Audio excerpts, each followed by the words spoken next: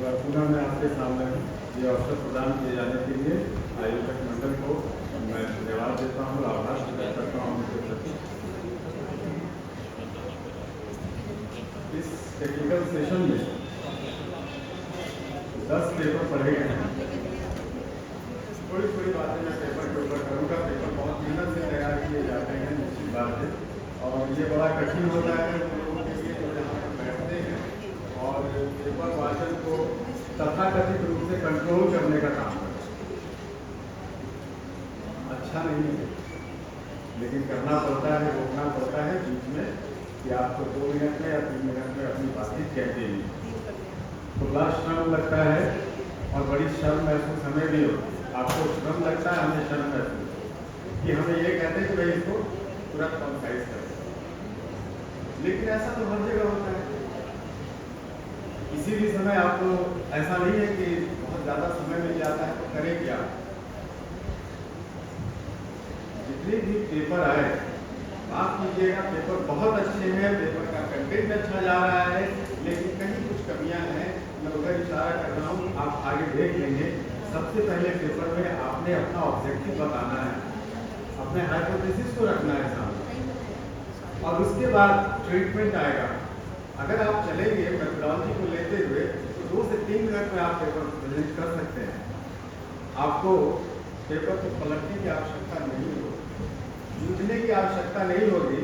वहाँ से जहाँ आप जा रहे हैं, ये इम्पॉर्टेंट पहलू था, मैं कर नहीं पाया, तो ये चीज़ आपको देखने की आवश्यकता है कि हमारा हाइपोथेसिस क्या है, हमारा ऑब्जेक्टिव क्या है, फिर हमने कौन सी मेथोडोलॉजी ली है और हमारी फाइंडिंग्स उसके आधार पर क्या आ रही है।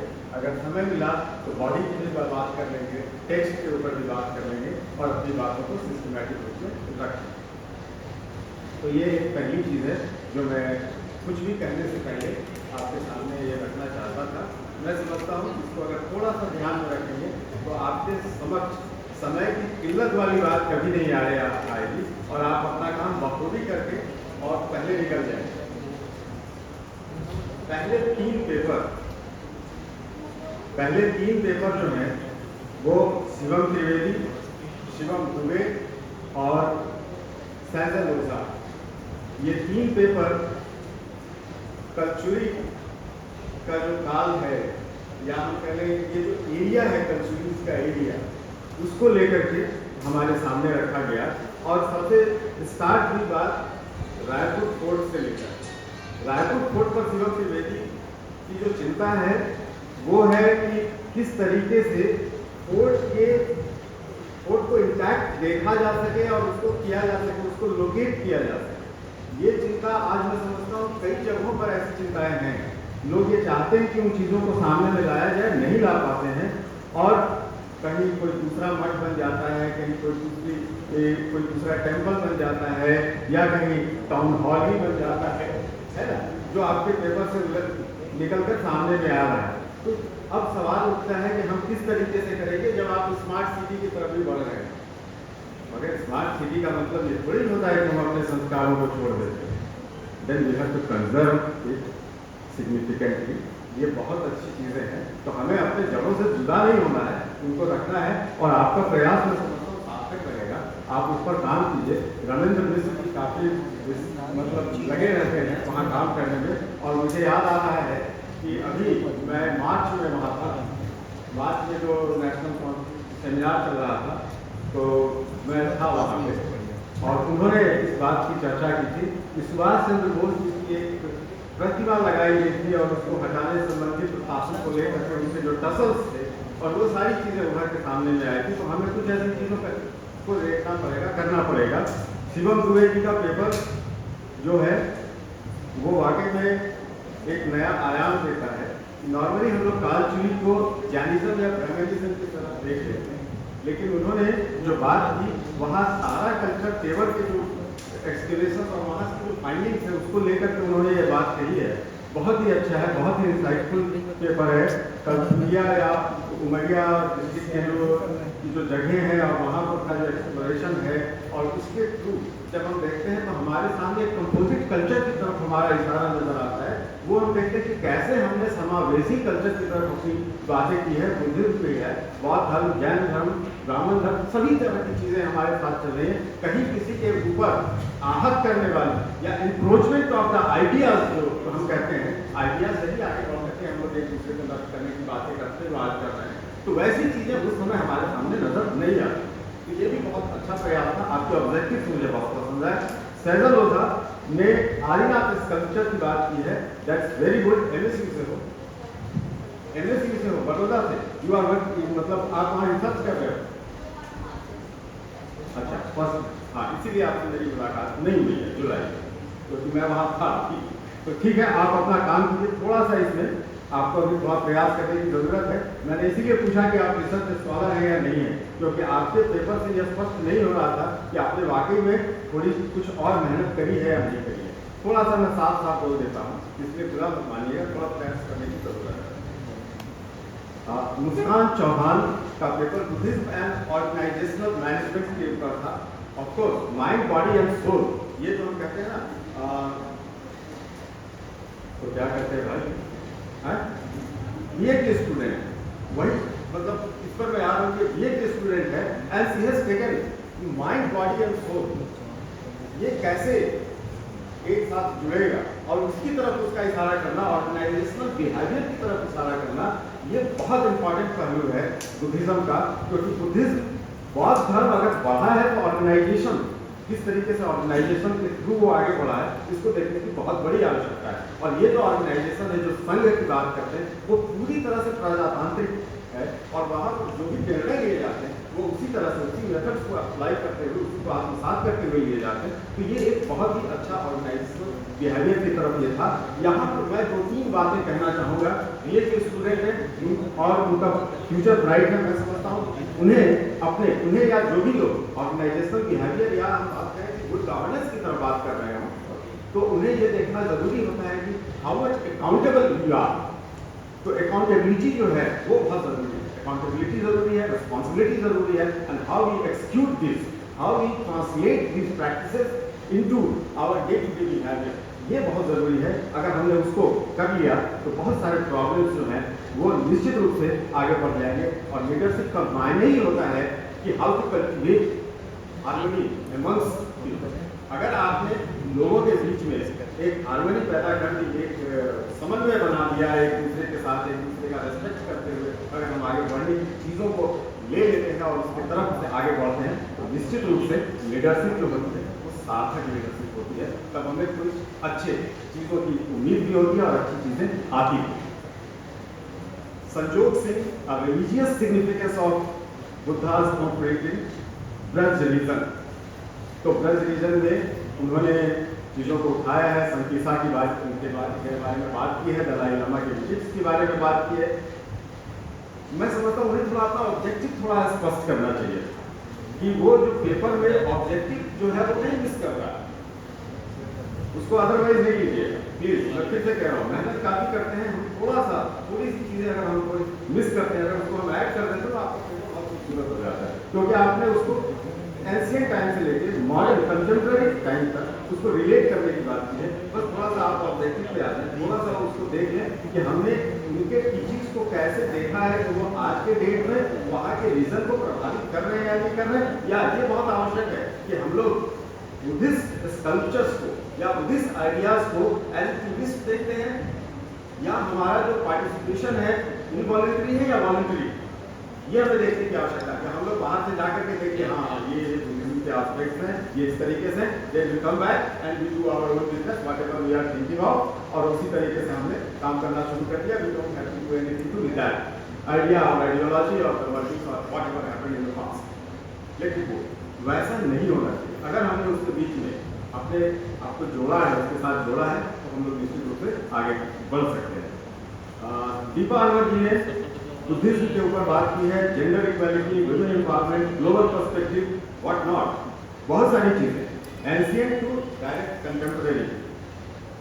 माफ कीजिएगा, मैंने अभी जो पहली बातें कही हैं वो कहीं ना कहीं इसमें आ रही हैं। ऑब्जेक्टिविटी की बात आएगी, ऑब्जेक्टिव्स की बात आएगी, और साथ ही साथ हमारे मेथोडोलॉजी हमारे क्लियर होने चाहिए। बुद्धिज्म के स्प्रेड की बात की है, सवाल ये नहीं है कि कौन सा धर्म कितना स्प्रेड कर रहा है, सवाल ये है कि उसके आइडियाज में कितना टच कर रहा है। अगर उसके आइडियाज हमें टच करते हैं तो वट एवर धर्म और whatever religion we are following doesn't matter. अगर हमने उनकी चीजों को आत्मसात किया है तो वन डे और अनदर डे वो हमारा झुकाव उनकी तरफ हो जाएगा। अगर हम जबरन किसी को कहते हैं हमें इसको पढ़ाना है और ज़्यादा से ज़्यादा लोग बुद्धिस्ट हो जाएं या हो जाएंगे तभी बुद्धिज्म का या बौद्ध धर्म का उत्थान होगा, नहीं, this is misnomer, it's misnomer. ये आपको कंफ्यूजन देगा। आप अगर अपने आइडियाज आपके बढ़ रहे हैं और उस तरीके से बढ़ रहे हैं जिसमें आप खुद ब खुद उसको अपने जहन में उतार रहे हैं और उसके साथ हम कदम हो रहे हैं, तो निश्चित रूप से वो आपके साथ चलेगा। अशोक ने कभी ये नहीं कहा कि मैं बौद्ध बन रहा हूँ तो मेरी जनता भी बौद्ध बन जाए, उसने कभी ये नहीं कहा। उसने धर्म की बात की, उसने ये नहीं कहा कि बौद्ध धर्म सबको अपनाना है, उसने ऐसा कभी कुछ नहीं कहा। सभी लोगों को उसी तरीके से फैसला किया जिस तरीके से उसने बौद्ध धर्म को दिया था। हाँ, ये बात जरूर है कि उसने बौद्ध धर्म अपनाने के बाद बौद्ध धर्म के विस्तार के लिए पूरे विश्व में उसके विस्तार के लिए निश्चित रूप से कार्य किए, ज्यादा कार्य किए, लेकिन कहीं भी दूसरे धर्म के प्रतिष्ठानों को उन्होंने कोई भी मतलब सहयोग देने से कभी कुछ मना नहीं किया। तो ये मैं समावेशी की बात कर रहा हूँ, और कोई भी चीजें जो आती हैं वो इधर से आनी चाहिए। अगर वो इधर से आएंगी तो बहुत गड़बड़ हो जाएगी, क्योंकि तब हमारा दिमाग जो है वो कैलकुलेशंस पे चला जाएगा। हमें कैलकुलेशंस पे ना जाके हमें ये देखना है कि कौन सी चीज़ आपके बैक ऑफ माइंड पे आ रही है, कौन सी चीज़ें आपको वहाँ हिट कर रही है, आपके अवचेतन मन को हिट कर रही है, कॉग्निटिव आप क्या उससे एक्सपीरियंस गेन कर रहे हैं, वो चीज़ें जो होंगी वही आपको आगे ले जाने में सक्षम होगी और उसी के साथ आप आगे बढ़ भी सकते हैं। अदरवाइज आप अगर किसी चीज़ को फॉर्सिबली या अगर हम ये समझें दूसरे शब्दों में कि हमने किसी चीज़ को किसी के कहने पर अडॉप्ट कर लिया है, तो आप उसके साथ ज़्यादा देर तक नहीं चल सकते, ना आप चल सकते ना वो चल सकते। तो अगर हमें चलना है तो हमें एक दूसरे चीज़ों को समझना होगा, इधर से लेना होगा, बिल्कुल डायरेक्ट हर्ट से लेना होगा, तब वो चीज़ें आगे बढ़ेंगी। 7th पेपर वाज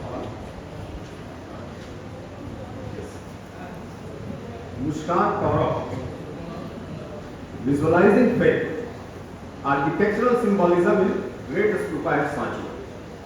बढ़िया है, कंजर्वेशन के लिए बहुत ज़रूरी है कि आप कंजर्वेशन को ध्यान में दें, और कंजर्वेशन के लिए हम लोग नॉर्मली ये कहते हैं ASI की कमी है, ASI इसके ऊपर ध्यान नहीं देती, सारा ठीक है दूसरे के ऊपर छोड़ देना है एकदम से कि भैया तुमने ध्यान नहीं दिया, हम तो देख रहे हैं, हम तो आते हैं यहाँ देखते हैं, टिकट भी लेके आ जाते हैं, नहीं ध्यान दिया आपने, इसके कंजर्वेशन पे आपने ध्यान नहीं दिया। हमने सिर्फ आके टिकट लेके देखने की हमारी रिस्पॉन्सिबिलिटी नहीं है, हमारी रिस्पॉन्सिबिलिटी जागरूकता को बढ़ाने की भी है। हम कितने जागरूक हैं, हमने 2 कमेंट मारे और घर वापस, हमने ट्विटर पे, फेसबुक पे या फिर इंस्टा पे कुछ डाल दिया, ये है ASI अपैथेटिक एटीट्यूड दे दिया, इधर से टूट रहा है उसको दिया, जो अच्छा है उसको नहीं दिया, क्योंकि हमें तो फॉल्ट फाइंडिंग की आदत है ना, हमारी नेचर ही फास्टिडियस है, हम तो बस हर किसी पे कुछ ना कुछ कमी निकालते चलते हैं। जी नहीं, आप उसके साथ कितने खड़े होकर के देख रहे हो भाई, ये भी तो देखना है। आप उस रिसर्चर के साथ कितने खड़े होकर देख रहे हो जो गुजरात की मेहनत करके उन सारी चीज़ों को लोकेट करके बाहर निकालते हैं। मोहनलाल जी हमारे सामने हैं, ये इनके साथ मेरी कल मुझे बहुत नींद आ रही थी, हम लोग दोनों एक ही हो, मुझे बहुत नींद आ रही थी और इन्होंने लैपटॉप खोल दिया मेरी घर। अब वो क्या क्या दिखाते चले जा रहे हैं, सारी चीज़ें वो क्या क्या फाइंडिंग हो रही है, ये जो मेहनत कर रहे हैं इन पर ध्यान किसका जाएगा, सिर्फ एकेडमिक्स का? नो, एकेडमिक्स के साथ जो जागरूकता आती है उसकी बात कर रहा हूँ। ये जो सेमिनार होता है ये इसी तरीके से एकेडमिक्स को मिक्स करता है, और ये जो ब्लेंडिंग है ना, this blending is necessity, this blending is necessity of the art, कि हम किस तरह से अपने मतलब अपने धरोहरों को और अपनी संस्कृति को अक्षुण्ण रखने का प्रयास कर सकते हैं। नेक्स्ट, केशव चौधरी। केशव चौधरी जी बुद्ध के सिद्धांतों की वर्तमान प्रवेश में प्रासंगिकता की बात कर रहे हैं, और निश्चित रूप से सुपरस्टिशन, डार्कनेस, ये सब चीज़ों की उन्होंने अपोज किया था और आगे बढ़ने की बात की थी, वो सामान्य ठीक है। इसके बाद कमलेश कुमार सारसर लिखते हैं, सरसर लिखते हैं, सारसर लिखते हैं जी, ठीक है, थैंक यू। इन्होंने बौद्ध विहार बैराग का ऐतिहासिक अवलोकन और साधना केंद्र के रूप में उसकी बात की है। जो सबसे अपीलिंग चीज़ मुझे आपकी लगी है वो ये है कि आपने उस लोकेलिटी की जो हिस्टोरिकल कंटिन्यूटी है उसके बारे में 2-4 लाइनें बोली थी। That is most important. किसी भी जगह के बारे में जब हम बात करते हैं तो हमारा ऑब्जर्वेशन सिर्फ तात्कालिक नहीं होना चाहिए। अगर हमने उसकी हिस्टोरिसिटी देखी है, जैसा कि कल मैं एरन का देख रहा था रात में मैं एरन का ही देख रहा था, पूरा का पूरा एरन का देख रहा था, कैसे इन्होंने लैपटॉप को उसको पूरा रखा हुआ है, एक एक चीज कैसे किया है, किस तरीके से किया है। तो वो जो अगर आप कंटिन्यूटी को देखते हैं तो निश्चित रूप से आपको गर्व महसूस होगा अपनी इस जगह की, अपने काम की, और जब आप अपने काम पर गर्व महसूस करते हैं तो निश्चित रूप से वो काम अच्छा होगा। फिर आशा गुप्ता जी, आपने प्रैक्टिस की बात की, माइंडफुलनेस की बात की। मैं वो टर्म वैसे नहीं यूज करूंगा जैसे आपने कहा, माफ कीजिएगा, आपने प्रोनाउंसिएशन बहुत गलत की। विपासना नहीं कह रहे, दैट इज विपस्यना, दैट इज विपस्यना। मुझे माफ कीजिएगा, मैं अपने आप को रोक नहीं पाया, मैं आपको इस समय टोक नहीं पाया, लेकिन मैंने सोचा कि मुझे जब बात करनी होगी तो मैं आपसे सादर अनुरोध करूंगा कि आप आगे से विपश्यना ही करें, दैट इज माइंडफुलनेस। और वहां पर जब विपश्यना हम करते हैं तो 10 दिन का 20 दिन का जो भी वो दिन होता है उसमें ध्यान होता है हमारा हमारी सांसों के आने और जाने के क्रम, और ध्यान के क्रम में हम वहां होते हैं जहां हमें होना चाहिए, मतलब खुद के करीब होते हैं। अगर हम अपने करीब होंगे तो हम उसके भी करीब, तो हमें हमारे करीब ले जाता है, हमें हमारे रिश्ते के करीब ले जाता है, और उस ध्यान परंपरा में डालने की बात जो है वो विपश्यना। और निश्चित रूप से ये विपश्यना हमें हमारे इस भाग दौड़ की जिंदगी से, हमारे बहुत सारे उठा पटक के थॉट से, जो पॉजिटिव नेगेटिव थॉट्स आते रहते हैं, किसी को देखने से, किसी की बातें सुनने से, या बिना मतलब बैठे बैठे आते रहते सोशल मीडिया पे, तो बिना छेड़े लोग छिड़ जाते हैं। तो इन सारी चीजों से हमें वो शांति मिलाता है, क्योंकि उस दौरान आपको किसी भी प्रकार का किसी के साथ सोशल कॉन्टैक्ट नहीं करना होता है, न बोलना होता है, कोई बातचीत नहीं, कुछ नहीं, एकदम डिसिप्लिन वे में आप 7 दिन 9 दिन, वो आत्मशुद्धि की प्रक्रिया। और जब आत्म शुद्धि की प्रक्रिया होगी, आत्मा शुद्ध हो जाएगी आपकी, तो आप जब बाहर निकलेंगे तो इनविग्रेटेड फील करेंगे। वो एक ऐसी चीज है जिसे फील करना एक बार जरूरी है। अगर आप फील करेंगे उस चीज को तो ध्यान परंपरा में आएंगे तो विपश्यना आपको बहुत ही ज्यादा आपके अंतरात्मक और छूटी हुई नजर आएगी। तो ये रही बात आज के प्रेजेंटेशन। 2 मिनट मैं भी अपने लिए ले लेता हूँ, ठीक है? समय है ना भाई? मेरा पेपर ठीक है, कुछ तो मैं वही पे कर 2 मिनट अभी समय ले लेता हूँ, 4-5 मिनट चलेगा। आप लोगों को अगर आपत्ति ना हो तो मैं 2-4 मिनट अपनी भी बात कर सकता हूँ। कुछ बातें जो वहाँ रह गई थी, मैं उन चीज़ों को लेने की बात कर रहा हूँ। हम लोग बात कर रहे थे कि मॉडर्न कॉन्टेक्स्ट में करंट सिचुएशन है, ग्लोबलाइजेशन का वैश्विक परिदृश्य है, बौद्ध धर्म की क्या प्रासंगिकता। तो अभी जितनी बातें हमने करी, जहाँ से अभी विपश्यना से हमने शुरू किया है, विपश्यना की जो जरूरत हम महसूस करते हैं वो इसलिए महसूस करते हैं कि विश्व की जो बहुत सारी उथल पुथल हैं, जो चीजें हो रही हैं, उससे हमारा जो मस्तिष्क मन मस्तिष्क प्रभावित हो रहा है, उससे हम कैसे उबर कर सामने में आए, कैसे उबर सकें, कैसे हम अपनी जिंदगी को एक सही तरीके से लेकर आगे बढ़े, जहाँ निश्चित रूप से एक पीसफुल सिचुएशन होगा, एक ऐसी परिस्थिति होगी जहाँ हम एक दूसरे के साथ मिलजुल करके रह सकते हैं। क्योंकि कोई भी व्यक्ति, मैं ये मानता हूँ कि कोई भी व्यक्ति स्वभाव से हिंसात्मक नहीं होता, स्वभाव से उलझने वाला नहीं होता। क्योंकि अगर कोई भी व्यक्ति उलझने वाला होगा तो शांति से कभी बैठ नहीं पाएगा। लेकिन हर व्यक्ति को शांति की नींद चाहिए, उसे भी वो समय चाहिए जो बहुत प्रेशस होता है। तो ये सारी चीजें जो हैं वो हमें बहुत धर्म की विपश्यना और दूसरी चीजों से हमें मिलती है। हमारा जो हमारी जो सोसाइटी है, हम कहें हमारा विश्व है, वो कई तरह की परेशानियों से जूझ रहा है। हम सभी इस चीज़ों को देख रहे हैं, और इन सारी चीज़ों के बीच में मैं जो एक थोड़ी सी चीज़ महसूस करता हूँ जो मुझे इम्पोर्टेंट लगती है, वो ये है कि खाना तो हर किसी को चाहिए, उसके बिना तो कुछ चलेगा नहीं। तो फूड कहाँ से है? ये जो food production, distribution and control system, ये जितनी चीज़ें हैं, यानी कि अन्न का उत्पादन होगा, उसको किस तरीके से हम वितरण करते हैं और किस तरीके से वो उसको हम नियंत्रित करने का भी प्रयास करते हैं, ये सारी चीज़ें हमारे इकोनॉमी से जुड़ी हैं, ये हमारे अर्थव्यवस्था से जुड़ी हैं। और जो वैश्विक परिवर्तन हो रहे हैं या जो वैश्विक संकट का कारण है, उसके मूल में भी कहीं न कहीं अर्थ छुपा हुआ है। और ये अर्थ ही है जो हमें जब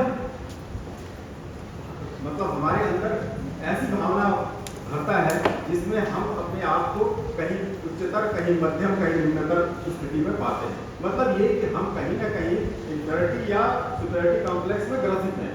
और यही कारण है कि रसिया यूक्रेन और यूक्रेन के बीच में वार हो रहा है, या फिर अफगानिस्तान में आप देख रहे हैं बहुत साल पहले अमेरिकी जो ट्रूप्स थे वो भरे पड़े थे, या अमेरिका और वियतनाम का वार हुआ था बहुत सालों पहले, वो आप देखें, नॉर्थ कोरिया, साउथ कोरिया, वो डिवाइड आप देख लें। हमारा अपने पड़ोसियों के साथ मेल मुहब्बत देख लें जो बंदूकों और गोलियों के साथ हो रहा है, वो सारी चीज़ें कई जगहों पर ऐसी बातें आ रही हैं, वो कहीं ना कहीं अर्थव्यवस्था को नियंत्रित करने का ही प्रयास चल रहा है कि हम कैसे इन चीज़ों को कंट्रोल कर सकते हैं, नियंत्रित कर सकते हैं। आप अगर चीन को देखें, चीन के जो प्रसार के क्रम को देखें, तो वो भी प्रसार का क्रम अगर आपने सिल्क रूट देखा है तो सिल्क रूट के हिसाब से वो पूरी तरह से धीरे धीरे कंट्रोल करना चाहता है। अगर उसने उस तरीके से कंट्रोल किया तो पूरे भारतवर्ष के ऊपर उनका अधिकार, अगर वो दोनों साइड से चले आए तो उस तरीके से हो जाए, तो चीज का व्यापार काफी फैला हुआ।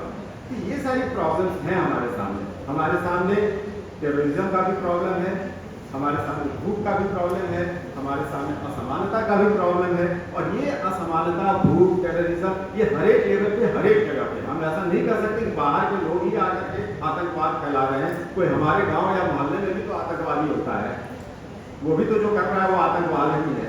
तो कैसे निपटना, कैसे? बौद्ध धर्म कहता क्या है?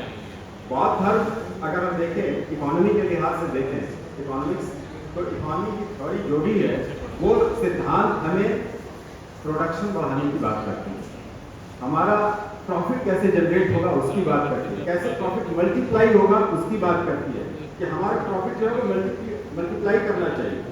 लोग कहते हैं अरिथमेटिक प्रोग्रेशन में चलना नहीं, ज्योमेट्रिक प्रोग्रेशन में चलना चाहिए। कुछ मैथमेटिक्स के भी लोग होंगे शायद ये बात समझ रहे होंगे, वो किस तरीके से आगे बढ़े, जैसे 1 2 3 4 ऐसे पढ़ रहा है, या 1 है उसके बाद 4, उसके बाद 9, उसके बाद 25, ये किस तरीके से कैसा प्रोग्रेशन हो रहा है हम वो देखते हैं। लेकिन हम ये नहीं देखते कि हमने किन चीज़ों का किस तरीके से उपयोग या दुरुपयोग किया है उस रास्ते पर चलने के लिए, वहां तक पहुंचने के लिए। ये जानना बहुत जरूरी है और इसको जानने के लिए प्रयास निश्चित रूप से मुझे लगता है कि कहीं ना कहीं ऊपर से भी प्रयास किए जाने चाहिए। अशोक ने किया था ना, ऊपर से ही प्रयास शुरू किया। तो इस दिशा में मैं आपको सिर्फ एक उदाहरण देना चाहूँगा, और वो उदाहरण है 1955 में भूटान ने एक एक्सपेरिमेंट किया। सिद्मे वांगचुक जो थे वो वहाँ के प्रीमियर थे, वो शासनाध्यक्ष थे, तो उन्होंने एक इकोनॉमिस्ट को अपने यहाँ आमंत्रित किया, सुमाका। तो सुमाका को उन्होंने आमंत्रित किया। सुमाका ने वहाँ की पूरी चीज़ों को बढ़िया से समझा और उसके बाद उन्होंने कई पेपर्स लिखे और एक बुक, छोटी सी बुक आई जो मार्वलस बुक है, बहुत ही जबरदस्त बुक है, small is beautiful. Yes, small is beautiful, book का नाम है स्मॉल इज ब्यूटीफुल। आपको ज़्यादा परेशान होने की जरूरत ही नहीं है, बस आपने स्मॉल इज ब्यूटीफुल टाइप किया, PDF टाइप किया, बुक आपके पास, आप उसको देखिए। स्मॉल इज ब्यूटीफुल में उन्होंने बताया कि कैसे हम प्रकृति के साथ हम रह सकते हैं। आज देखिए मैं बात कर रहा हूँ, कल मैंने कहा हम प्रकृति के ही अंग हैं, आज मैं कह रहा हूँ प्रकृति के साथ, क्योंकि ये दुनिया हमने बनाई है, ये हमने दुनिया बनाई है कि हम जैसे चाहे वैसे रिक्वेस्ट उसका दोहन कर सकते हैं और आगे बढ़ सकते हैं। तो ये दुनिया जो है, ये दुनिया हमने बनाई है और इस दुनिया को समाप्त करने का अवसर आ गया। तो मैं ये कह रहा था, उन्होंने जो सुमाका ने जो ये book the small is beautiful, उस बुक में, उस किताब में ये लिखा हुआ है कि आप कैसे अपने जो आर्थिक जो आपकी आवश्यकताएं हैं उसको आप कैसे कंट्रोल कर सकते हैं, नियंत्रित कैसे कर सकते हैं और किस हद तक कर सकते हैं। देखिए, बौद्ध धर्म कभी भी अर्थव्यवस्था को बढ़ाने के खिलाफ नहीं है, इस बात को आप मान लें। नॉर्मली एक लोग कहते हैं कि बौद्ध धर्म उस जमाने की चीज़ थी, अर्थव्यवस्था को ज़्यादा बढ़ने को रोकने की बात करता है, इसलिए हमें उसके तरफ नहीं जाना है। कौन सा आदमी सब कुछ त्याग करके और बौद्ध भिक्षु बन जाएगा या भिक्षुणी बन जाएगी, ये सब ठीक बात नहीं है। इसलिए बौद्ध धर्म जो है वो एकेडमिक्स के लिए ठीक है, प्रैक्टिकल नहीं है, ये ऐसी बात नहीं है। बौद्ध धर्म बहुत बहुत हद तक आप देखें कि हमारे डे टू डे लाइफ के लिए भी आवश्यक है, क्योंकि हमारी जो भावनाएं बढ़ रही हैं उनको नियंत्रित करने का प्रयत्न करता है। ठीक है, हम बहुत नियंत्रित नहीं करने की बात करें, लेकिन छोटा छोटा भी नियंत्रण अगर हमने शुरू कर दिया तो बहुत सारी चीज़ों को हम लोग नियंत्रित कर सकते हैं। जैसे मैं आपको एक छोटा सा उदाहरण दे रहा हूँ, उसका बहुत धर्म से कोई लेना देना नहीं, किसी से भी लेना देना नहीं। घर में तो बच्चे होते हैं सभी के, कहीं ना कहीं कोई ना कोई। अगर आपने बच्चों की डिमांड शुरू से पूरी करनी शुरू कर दी, ये चाहिए वो चाहिए, तब तो उसको रात के 3 बजे आइसक्रीम दीजिए और वो फिर सुबह तक रोता ही रहेगा। लेकिन अगर हमने बताया कि नहीं, हाँ अभी इतना, इससे ज़्यादा कुछ नहीं, तो ये जो आप चाइल्ड केयर करते हैं तो उससे उसको अपने इच्छाओं को समझने का और सही समय पर रखने का उसको सबक मिल जाता है, वो उस तरीके से कर लेता है। ये हम उसको तो समझा लेते हैं, खुद नहीं समझते। यही चीज़ है। अगर हमने इन चीज़ों को समझ लिया, अगर हमने ये देख लिया कि हम सभी का रहना हम सभी के हित में है, बॉम्ब गिराने से किसी अपना ही नुकसान है, अगर हमने इस तरीके से चीज़ों को समझा तो निश्चित रूप से चीज़ें आगे बढ़ेंगी। Technology needs spirituality. मेरे कहने का मतलब सिर्फ ये है कि अगर हम टेक्नोलॉजिकल डेवलपमेंट कर रहे हैं तो स्पिरिचुअलिटी से अलग ना, आध्यात्मिकता से अलग ना। अगर हमने आध्यात्मिकता के साथ उसको जोड़ करके देखा हुआ, विवेकानंद ने भी यही कहा था, वेस्टर्न मेटेरियलिज्म के साथ उन्होंने ईस्टर्न स्पिरिचुअलिटी के ब्लेंडिंग की बात की थी। अगर हम लोग उस तरीके से देख लेते हैं तो निश्चित रूप से आप बढ़िया कर सकते हैं। अगर किसी अज्ञानी और हेड स्ट्रॉन्ग आदमी के हाथ में बंदूक थमा दे तो वो कुछ ना कुछ डिस्ट्रक्शन कर जाएगा, लेकिन अगर वही बुद्धि वाला व्यक्ति होगा तो उसका उपयोग वही करेगा जब उसकी आवश्यकता हो। तो ये सारी चीज़ें हमें हमारे मन को नियंत्रित करने के लिए बहुत ही आवश्यक है कि कैसे हम अपनी इच्छाओं को नियंत्रित कर सकते हैं। और विपश्यना ये ज़रूरी नहीं है कि आप वहाँ जा कर के ही करें। अगर आप थोड़ा थोड़ा आध्यात्म, जैसा कल कुलपति महोदय ने कहा था, माननीय कुलपति महोदय ने कहा था, आपको याद होगा कि अगर थोड़ा सा हम अपनी भावनाओं को अपने नियंत्रित करते हैं, काम करते हैं, तो भी हम आगे बढ़ने का प्रयत्न कर सकते हैं और आगे बढ़ेंगे निश्चित रूप से। इन्हीं चंद शब्दों के साथ मैं आप लोगों का धन्यवाद देता हूँ, आभार प्रकट करता हूँ कि आपने मुझे इस